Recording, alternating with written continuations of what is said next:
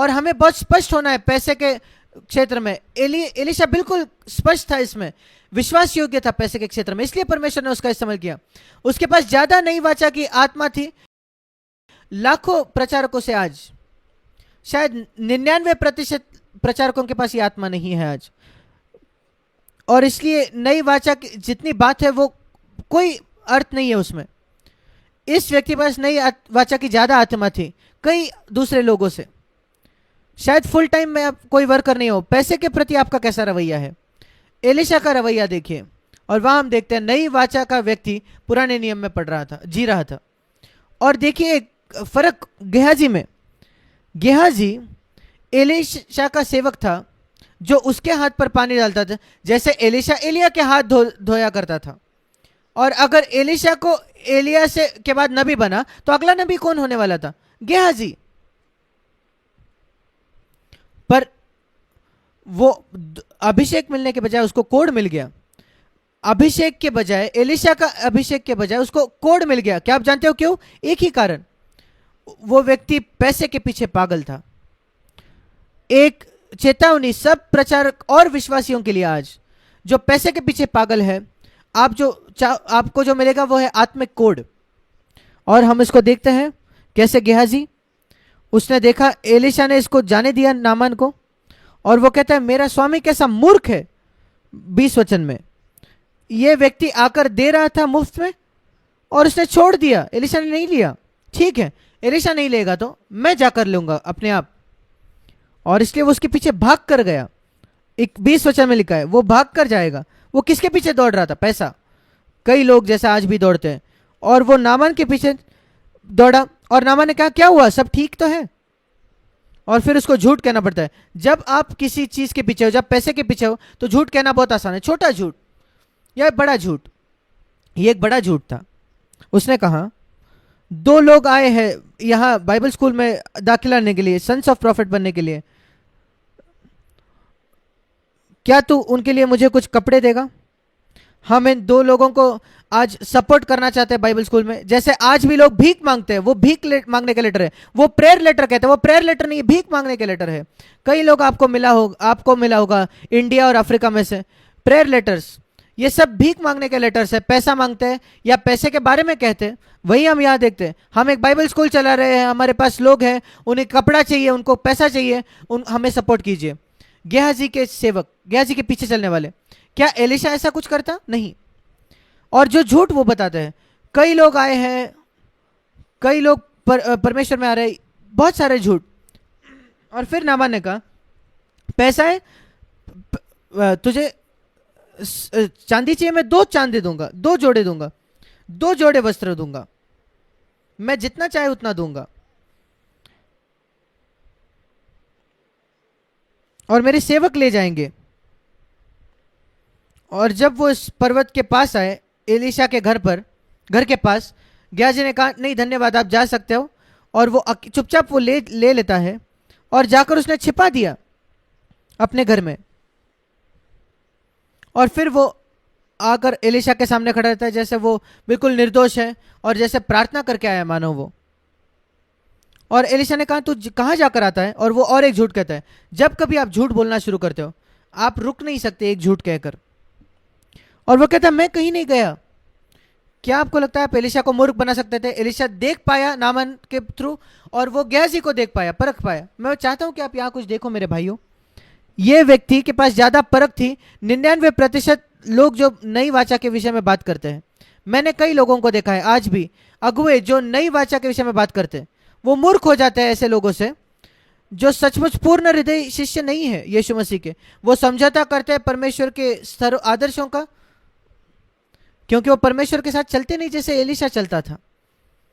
और एलीशा देख पाया नामान कैसा था और गेहाजी कैसा था। और मैं जानता हूं गेहाजी तूने क्या किया, मेरा हृदय तेरे साथ गया, तू इस रथ के पीछे गया पैसा करने के लिए। क्या ये ऐसा समय है पैसा मिलने के लिए? वही मैं कहता हूं, सब लोग जो भीख मांगते हैं पैसे के लिए, प्रार्थना लेटर्स भेजते हैं और भीख मांगने, क्या ये समय है पैसा प्राप्त करने के? क्या यीशु मसीह ने ऐसे प्रेयर लेटर भेजे पैसे प्राप्त करने के लिए लोगों से, नामान से, आज के नामान से या उन दिनों के नामानों से? या शिष्यों ने ऐसे बेगिंग लेटर्स भेजे, बेगिंग के पत्र? कई पत्र पढ़ते हैं पौलुस ने लिखे हुए, क्या वो कहते हैं मेरे पास जरूरत है, मेरे सेवकाई की जरूरत है? क्या यीशु पैसा मांगता था लोगों से? सेवकाई के अलग अलग लोगों ने दिया, यीशु को भी पौलुस को भी। आप लूक 8 में पढ़ सकते हो, पहले 4 वचनों में, दूसरे कुरिन्थ में 8 और 9 में, फिलिपियों की पत्री 4 लोगों ने दिया पौलुस को भी, और उसने वो लिया, पर उन्होंने कभी उसके लिए मांगा नहीं, और वो कभी अविश्वासियों से नहीं लेते थे। इसलिए वो कहता है ठीक है, तो इसके क्या यह समय है पैसा प्राप्त करने के लिए?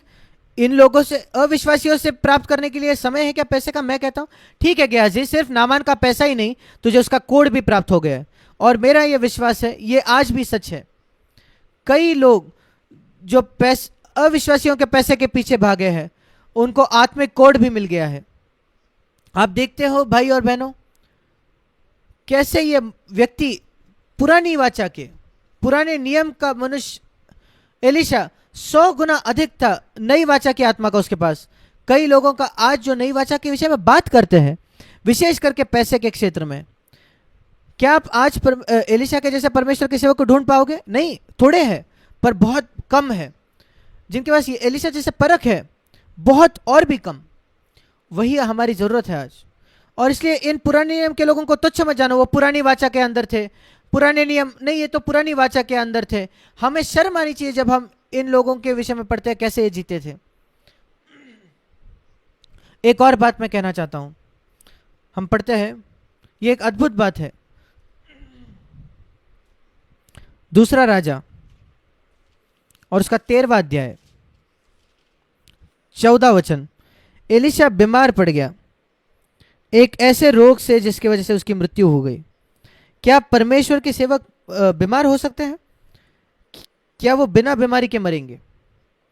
ये अद्भुत सेवक जिसके पास दुगना अभिषेक था एलिया से भी, जिसने दुगने चमत्कार किए एलिया से, उसने मरे हुए से लोगों को उठाया, वो बीमार पड़ता है। उसने प्रार्थना की होगी प्रभु मुझे चंगा कर, पर नहीं, उसका समय आ गया था। प्रभु ने कहा समय आ गया है, तुम चंगे नहीं होगे, तुम मर जाओगे। नई वाचा में आप पढ़ते हो, सबसे महान प्रेरित पौलुस, आप पढ़ते हो उसको 2 कुरिन्थी उसके 12वें अध्याय में, जब वो कहता है शैतान की तरफ से एक कांटा है, मेरे शरीर में कांटा है। परमेश्वर के सबसे बड़े सेवक उनके बीमार होते थे, और इतनी तकलीफ हुई पौलुस, मुझे लगता है उसके आंखों में इन्फेक्शन था जो इतना बुरा घृणास्पद था, और इसलिए वो गलातियों की पत्री 4 अध्याय में कहता है कि तुमने देखा मेरी आंखों ये बीमारी को, और तुमने मुझे तुच्छ नहीं जाना, तुम अपनी आंखें निकाल कर मुझे देने के लिए तैयार थे। और इस वजह से मुझे लगता है कि शायद वही वो शरीर का कांटा था पौलुस का। और उसने कहा प्रभु ले ले मुझसे, ये शैतान का दूत है, वो कहता है। और प्रभु कहता है नहीं। कारण क्या है? पौलुस तेरा बहुत इस्तेमाल किया गया, तू 3रे स्वर्ग तक उठा लिया गया, तूने बाइबल लिखा, तूने कलीसियाओं को स्थापित किया, तेरी जरूरत है कि तू नम्र होने के लिए कुछ चाहिए, और ये इकलौता मार्ग है मैं तुझे नम्र करने के लिए। यीशु मसीह को शरीर में कांटा नहीं चाहिए था, वो उग्र था, पूर्ण हृदय था, वो पूरे आखिरी तक नम्र बन सका था, चमत्कार करके, सब कुछ करके, पानी पर चलकर मरे हुओं को उठाना, 5,000 लोगों को खिलाना, पर नम्र था, घमंड का एक तिनका भी नहीं था, पूरी तरीके से नम्र अंतिम समय तक। पर पौलुस की आवश्यकता थी, और मैं आपको कहना चाहता हूं भाई बहन, आपको और मेरे को कुछ ना कुछ चाहिए जिस वजह से हम नीचे रहे अपने। कई बार एक असफलता संसार में, कहीं ना कहीं आर्थिक तौर पर पैसा गंवाना, मैं जानता हूं कई सालों में, जैसे मैंने अपने आप को पैसा कमाना चाहे, मैंने आर्थिक लॉस देखा है, और परमेश्वर कहता है वो तेरे नम्र करने के लिए, पैसे के प्रेम से छुटकारे के लिए। और मैं कहता हूं धन्यवाद प्रभु। दूसरे लोग धन्यवाद देते हैं उनके पैसा कमाने पर, मैं पैसे खोने पर परमेश्वर को धन्यवाद देता हूं कई बार, धन्यवाद प्रभु, पर तुम मेरी जरूरतों के लिए पर्याप्त देता है, वो उतना ही में काफी है। बाकी चीजें तू मेरी आत्मा में दिलचस्पी रखता है कि मैं नम्र रहूं, टूटा हुआ रहूं, ये ना सोचो कि मैं कोई हूं, मैं बहुत बुद्धिमान हूं, कि मैं कभी किसी और बात में महिमा नहीं करूं यीशु मसीह के क्रूस छोड़कर, जिसकी वजह से पूरा संसार मेरे लिए क्रूसित है और मैं संसार के लिए क्रूसित हूं।